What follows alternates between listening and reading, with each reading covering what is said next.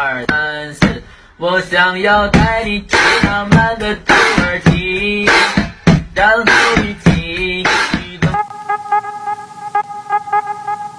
Halo CS-CS-ku, berjumpa kembali dengan manusia Madesu di Easy Film. Bagaimana kabarnya di sana? Udah pada makan belum? Makanlah biar ada tainya, oke? Mari kita flashback ke tahun 80-an. Film kali ini diangkat dari kisah nyata menceritakan Derby Crash, seorang vokalis band punk paling barbar di Los Angeles, Amerika Serikat. Masa kecil yang suram membuat Derby menjadi sosok yang keras dan kasar, hingga akhirnya ia memutuskan untuk mengakhiri hidupnya. Oke CS-CS-ku, sebelum kita mulai seperti biasa kita intro dulu guys.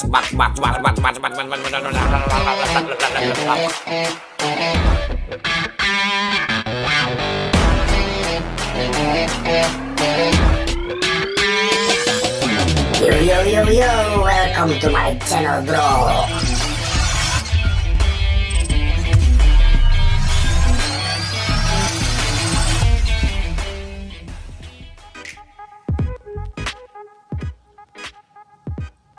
Scene dibuka pada tahun 1979, di mana seorang vokalis bernama Derby Crash sedang tampil di atas panggung dan saling memaki dengan penonton. Lalu ia membuat kekacauan di sana.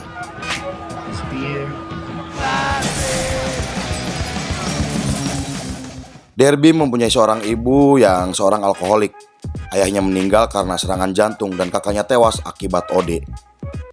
Derby kecil seorang anak yang pintar. Ia hobi membaca buku hingga selalu mendapatkan nilai bagus di sekolahnya. Kemudian scene beralih ke Derby yang sudah dewasa dan kuliah di salah satu universitas. Di sana ia bertemu Fat Summer dan mengajaknya membuat band seperti The Runway. Ia juga menunjukkan lirik kepada Fat yang membuat Fat kagum. Derby juga berkata jika ia memiliki rencana untuk membesarkan bandnya dalam jangka waktu 5 tahun, seperti apa yang dikatakan oleh David Bowie, yang menjadi inspirasinya. Lalu ia membagikan selebaran audisi di kampusnya untuk menjadi personil band yang ia buat. Kemudian Belinda dan Becky tertarik untuk ikut audisi menjadi personil band. Singkat cerita, Derby pun berhasil membuat band yang bernama The Gems. Kemudian terlihat band The Dam sedang diwawancarai oleh majalah bernama Slash. Shitty, boring piece of shit. I want to fuck as many of your women as possible. Derby lalu dengan berani mengolok-olok band itu. Setelah The Dam pergi, Derby menawarkan bandnya untuk diwawancarai. Namun wartawan itu ingin melihat penampilan mereka. Karena mereka yang amatir, mereka pun bermain kacau hingga ditertawakan oleh personil The Dam. Get off the stage, you silly puffer. Fuck you. Every day it's the same wet dream. Namun Derby mengambil tepung dan membuat kekacauan dan akhirnya Derby diusir oleh security di klub itu. Ketika di luar, ia malah dipuji oleh personil dan seseorang bernama Michelle atas aksinya. Michelle juga mengajak Derby dan bandnya untuk rekaman di studio milik ayahnya. Keesokan harinya terlihat mereka pun sedang melakukan rekaman dan Derby kini sibuk membuat lirik.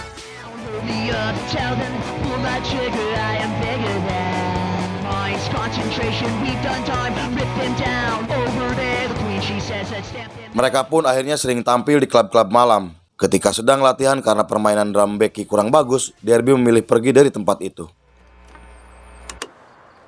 First of all, that was so good. For a week. Drummer couldn't be either. So the Germs had a... Hingga akhirnya mereka membuat audisi untuk mencari drummer baru. Saat itu Derby juga bertemu dengan pelayan pizza bernama Chris Ashford yang diangkat menjadi manajer mereka. Malam harinya terlihat mereka sedang mendatangi klub untuk menemui pemilik klub dan menawarkan band mereka tampil. Ketika Derby dan kawan-kawan sedang menyaksikan band yang membawakan lagu miliknya, Don tiba-tiba datang mengenali dirinya sebagai drummer baru. Di tempat lain, Chris sedang memujuk pemilik bar agar bandnya bisa tampil di tempat itu. Namun pemilik bar menolak karena band Derby dikenal selalu membuat kekacauan. Dan saat Chris kembali membujuk, tiba-tiba terlihat Derby sedang berkelahi yang membuat Derby diusir kembali dari klub itu.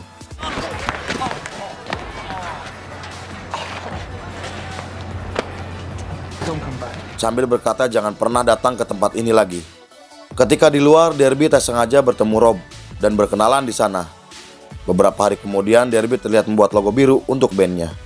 Lalu Derby berkata kepada Belinda arti dari logo itu, yaitu, apa yang kami lakukan adalah rahasia. The Jam pun akhirnya tampil di klub. Ketika The Jam tampil, Derby melakukan hal gila di atas panggung yang membuat para penonton ikut menggila.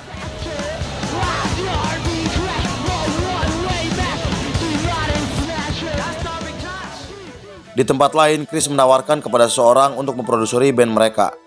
Karena kegilaan Derby di atas panggung, The Jam pun sangat dikenal. Keesokan harinya terlihat Derby dan Rob semakin akrab karena mereka berdua mempunyai masalah hidup yang sama.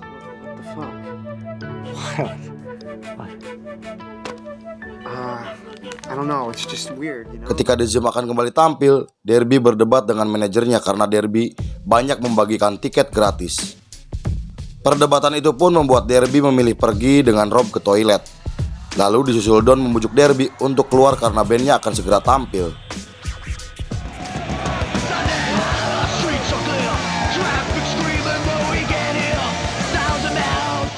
Di saat Derby tampil, ia mabuk dan membuat ulah kembali dengan memecahkan kaca yang membuat mereka kembali diusir dari klub tersebut.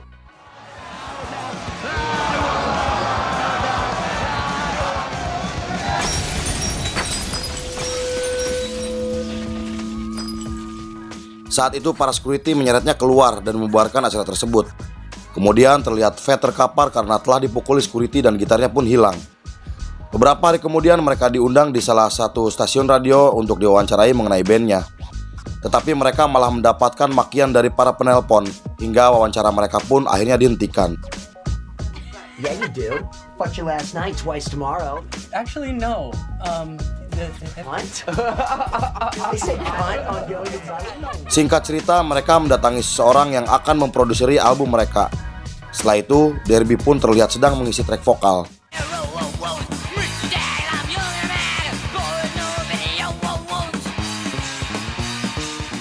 Lalu Rob di sana mengatakan jika permainan drum Don kurang cepat dan menyuruhnya untuk kembali rekaman. Namun di sana Don menjawab jika permainannya sudah sangat maksimal.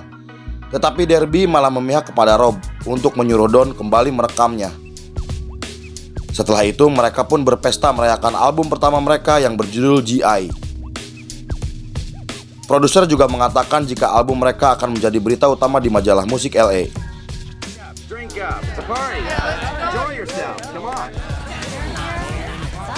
Di malam saat mereka berpesta, Derby berkenalan dengan Amber, seorang wanita kaya yang menyukai Derby. Amber selalu memberikan apapun untuk Derby, termasuk narkoboy. 1979 di Klub 88, The Jam kembali tampil, namun para penonton hanya diam melihat Derby yang sedang mabuk di atas panggung dan memaki Derby. Lalu ada seseorang penonton yang melempar botol ke wajah Derby yang membuat keributan di acara tersebut.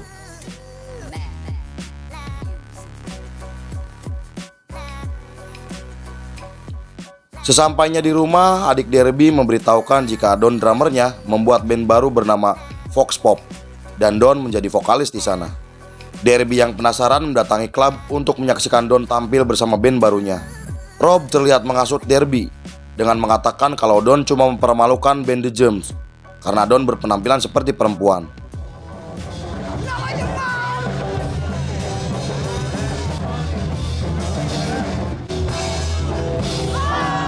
Lalu tiba-tiba ia ditemui seseorang bernama Vanellope yang ingin membuat film dokumentasi tentang Derby dan bandnya. Ia berkata kepada Derby kapan bandnya akan tampil kembali. Namun Derby mengatakan jika bandnya telah diboikot atau dilarang di klub seluruh Los Angeles. Vanellope pun akhirnya mengajak Derby untuk membuat acara sendiri agar ia bisa membuat film dokumenter dan dibiayai oleh Vanellope. Beberapa hari kemudian terlihat mereka sedang bersiap-siap tampil di acara yang dibuatkan oleh Vanellope. Motor deh. Derby diingatkan oleh kawan-kawannya untuk tidak mabuk di atas panggung. Tetapi dia malah tetap menggunakan narkoboy di sana. Kemudian, ia bertanya kepada Don mengenai bandnya. Don menjawab kalau itu hanyalah band lelucon. Setelah itu, akhirnya mereka pun tampil.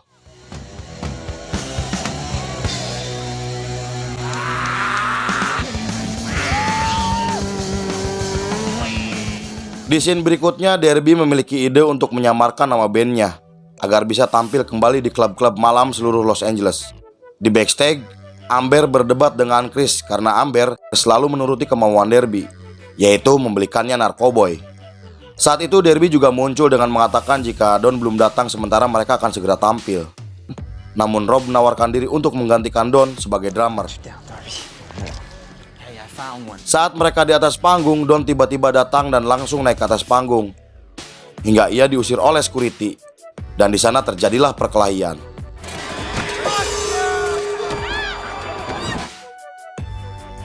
Setelah selesai di acara yang dibubarkan, ia melihat Rob sedang wici-wici dengan wanita lain, yang membuat Derby kecewa karena selama ini Derby dan Rob adalah pasangan gay.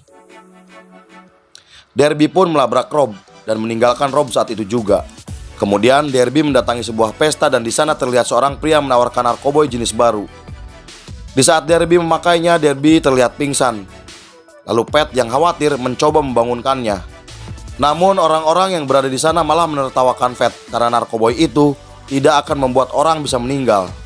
Pat yang masih khawatir berkata kepada Derby jika ia tak mau melihat sahabatnya meninggal. Ia juga berkata mengenai bandnya, tetapi Derby mengatakan jika bandnya sudah tiada setelah beberapa kali membuat kekacauan dan diboikot klub-klub malam seluruh LA. Saat itu ia berkata kepada Fat kalau ia berencana akan pergi ke London bersama Amber. Dan saat kembali ia berjanji untuk memiliki ide baru. Singkat cerita, Derby pun tiba di London dan terlihat ia diwawancarai oleh stasiun radio melalui telepon mengenai bandnya. Setelah kembali ke LA, Derby didatangi Pat. Di sana terlihat Derby sudah merubah gaya rambutnya yang terinspirasi oleh Adam Ant, seorang musisi terkenal di Inggris. Di sana, Derby kemudian berkata jika ia telah membuat band baru dan mengajak Pat untuk menjadi gitarisnya.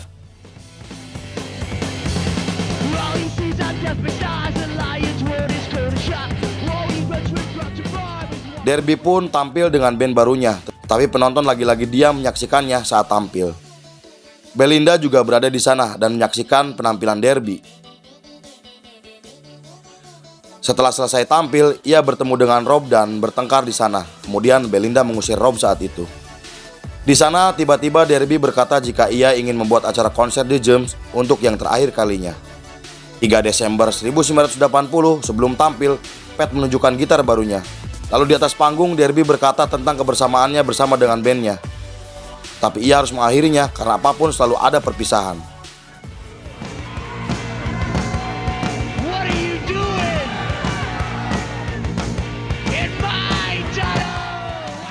Kali itu Derby dan teman-temannya bermain musik dengan benar yang membuat acara itu sangat ramai. Dan The Jam semakin sangat terkenal. Setelah acara selesai, Derby mengajak Belinda untuk nongkrong di tempat biasa mereka kumpul. Namun Belinda yang lelah memilih untuk pulang. Don sang drummer juga berpamitan dan berkata jika penampilan hari ini adalah penampilan yang terbaik. Kemudian Derby juga mengajak Pat untuk nongkrong. Namun Pat tak bisa karena ia dan pacarnya akan segera pulang. Derby pun akhirnya pergi ke tempat tongkrongan sendiri. Ia sudah membuat janji dengan Chessie untuk mengakhiri hidupnya bersama. Karena Chessie juga sudah merencanakannya saat ia berumur 20 tahun. Di televisi, Pat melihat berita tentang John Lennon, seorang vokalis The Beatles yang meninggal karena ditembak. Dan tiba-tiba, Belinda menghubungi Pat. Ia berkata mempunyai firasat jika terjadi sesuatu dengan Derby. Akhirnya firasat Belinda benar jika Derby telah meninggal. Namun Chessie yang bersamanya selamat dari percobaan mengakhiri hidupnya.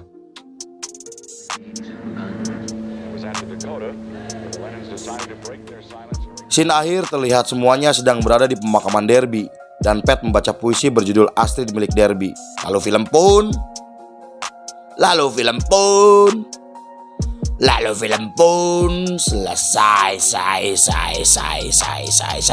selesai.